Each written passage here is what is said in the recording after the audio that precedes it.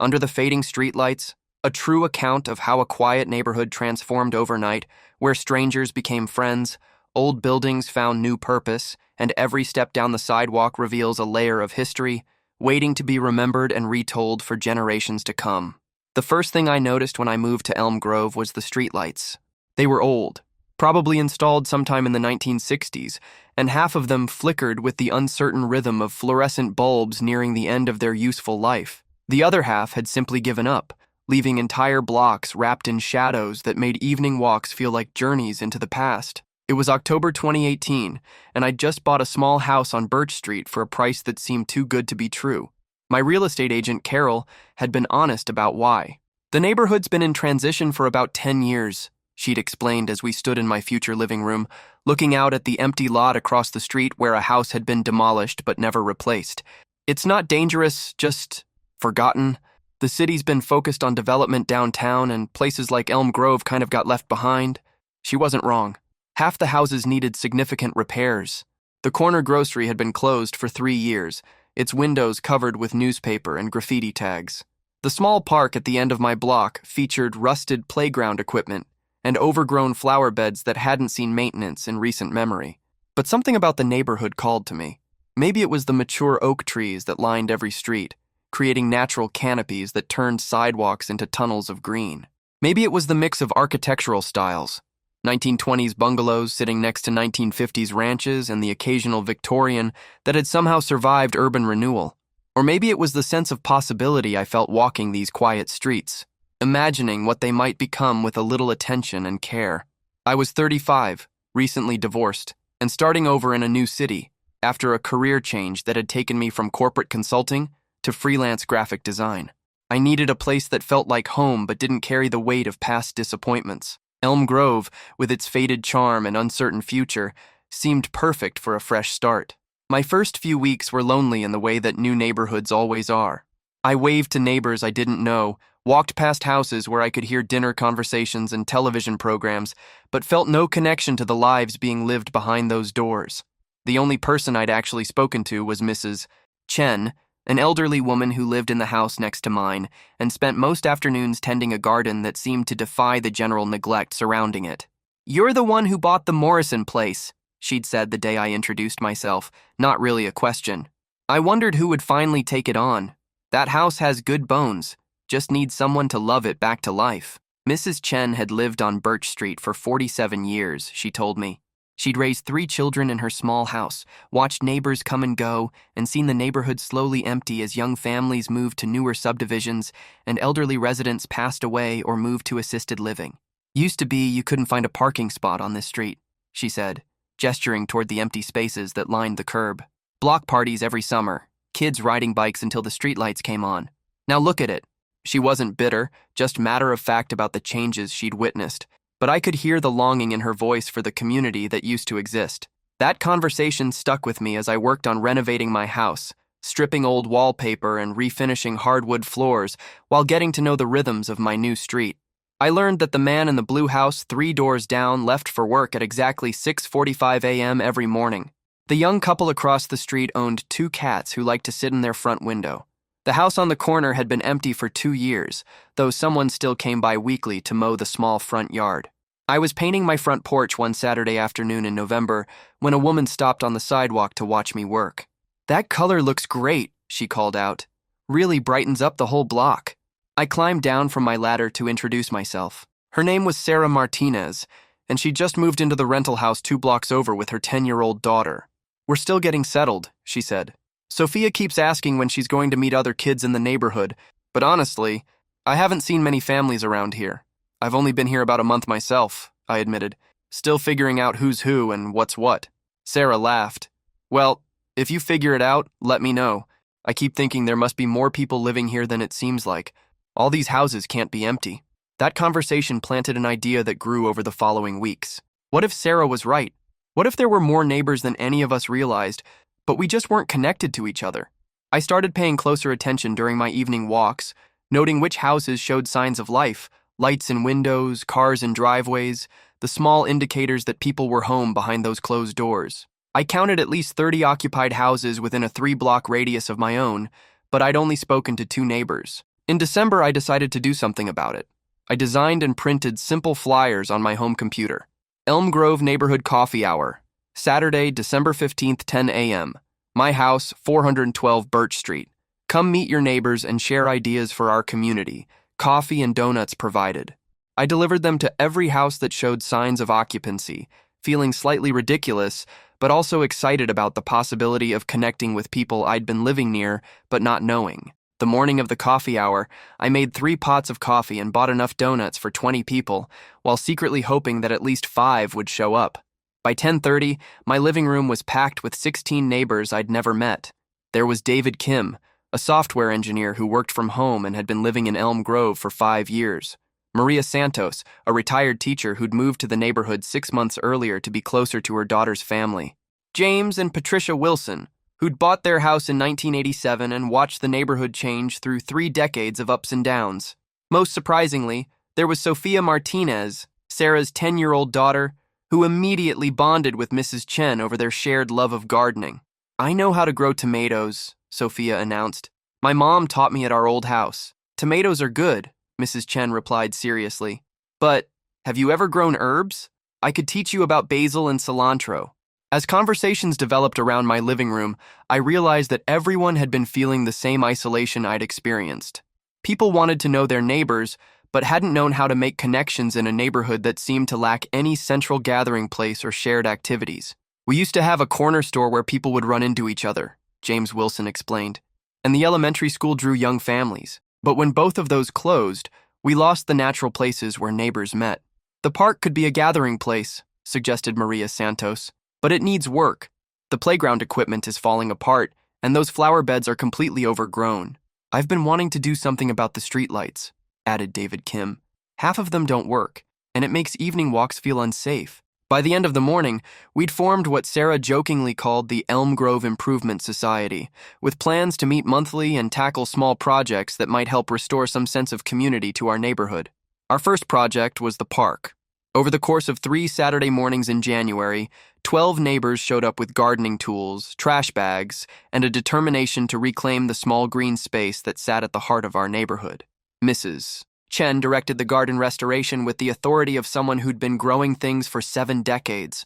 Sophia and 2 other children we'd discovered during our coffee hours helped plant bulbs that would bloom in spring. David Kim researched grants for new playground equipment, while James Wilson used his contacts from 40 years in construction to find donated materials for park benches. The transformation was remarkable.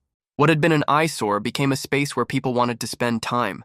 More importantly, the work itself brought neighbors together in ways that casual conversations never could. "There's something about working toward a shared goal," Patricia Wilson observed as we planted the last of the spring bulbs. "It creates bonds that just talking can't." She was right. By February, I was having regular coffee with Sarah Martinez and her daughter, Mrs. Chen had become my unofficial gardening mentor and Sophia's honorary grandmother. David Kim and I had started a weekly walk around the neighborhood, identifying other small improvements we might tackle. But the real transformation happened in March, when we decided to address the streetlight problem. David had researched the process and discovered that the city would replace broken streetlights if neighborhoods submitted formal requests with documentation of the problems.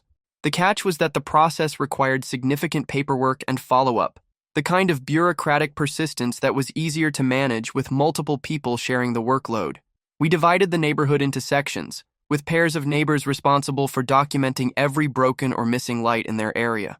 What started as a simple infrastructure project became an opportunity for more residents to get involved in neighborhood improvement. I was paired with Elena Rodriguez, who lived in the house I'd thought was empty. Turns out she was a nurse who worked night shifts, so she was usually sleeping when the rest of us were out and about. "I've been wanting to get involved in something like this," she told me as we walked her section of the neighborhood, photographing broken lights and noting their exact locations.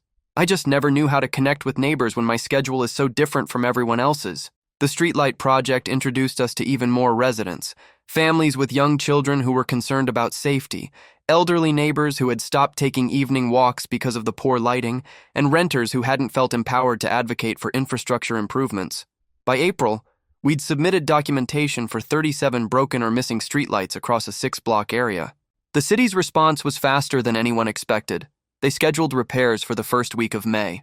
The evening after the streetlights were fixed, something magical happened. People started coming outside. Families took after-dinner walks. Elderly neighbors sat on front porches they hadn't used in years. Children rode bikes and played games on sidewalks that felt safe again. "It's like the neighborhood woke up," Sarah observed as we watched Sophia and 3 other children playing hopscotch under the bright, steady glow of the new LED streetlights. But the streetlights were just the beginning. Our monthly neighborhood meetings had grown from 16 people to nearly 40. We'd established a private Facebook group where neighbors shared information about everything from lost pets to recommendations for local services. Someone started a tool library in their garage where neighbors could borrow equipment for home improvement projects. Mrs. Chen and Sophia's herb garden had expanded into a full community garden that now included plots for 8 families. The corner store space had been leased to a young entrepreneur who was planning to open a cafe that would serve as an informal community center. Most remarkably, we developed what Patricia Wilson called positive momentum. Each successful project made the next one seem more possible. When the house on the corner was finally put up for sale, 3 neighborhood families knew people who might be interested in buying it. When Maria Santos needed help after a minor surgery, she had a dozen neighbors offering to bring meals and run errands. When David Kim organized a neighborhood garage sale, 20 families participated and raised enough money to install new playground equipment in the park. But the moment I knew we'd created something special happened on a warm evening in June, almost 8 months after I'd moved to Elm Grove. I was walking home from dinner at the new cafe when I heard voices and laughter coming from the park. A group of teenagers were playing basketball on the court we'd helped repair, while parents chatted on the benches we'd installed. Mrs. Chen was showing Sophia and 2 other children how to identify different types of evening flowers. Elena Rodriguez was walking her dog and stopping to chat with neighbors she'd met through our various projects. The scene was illuminated by streetlights that cast steady, warm light instead of the flickering uncertainty I'd first encountered. But more than that, it was animated by connections that hadn't existed when I'd first walked these sidewalks. I sat down on one of the new benches and called Carol, my real estate agent. "How's the neighborhood working out?" she asked. "It's not the same place you showed me 10 months ago," I said. "And I don't just mean the improvements.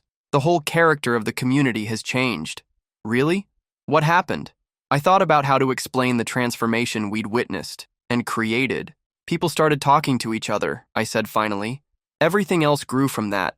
2 years later, Elm Grove has been featured in the City magazine as a model for grassroots neighborhood revitalization. Property values have increased, but slowly and sustainably. New families are moving in, but existing residents aren't being displaced. We've established a neighborhood association with formal bylaws and regular elections. We host an annual block party that draws visitors from across the city. The community garden has a waiting list, and the cafe has become exactly the gathering place we'd hoped for. But the real measure of our success isn't in any of those achievements. It's in the daily rhythms of community life that have developed organically. It's in the way children walk to school in groups instead of being driven individually. It's in the informal network of neighbors who check on each other during storms or illnesses.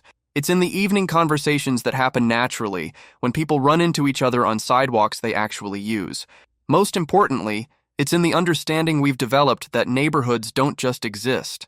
They're created, continuously, by the choices individual residents make about how much they want to invest in shared community life.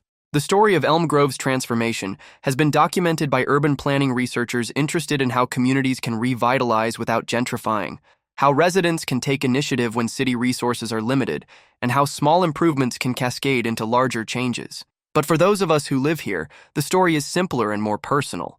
It's about discovering that the stranger next door might become your closest friend if you create opportunities to get to know each other. It's about learning that old buildings really can find new purposes when communities invest in creative solutions.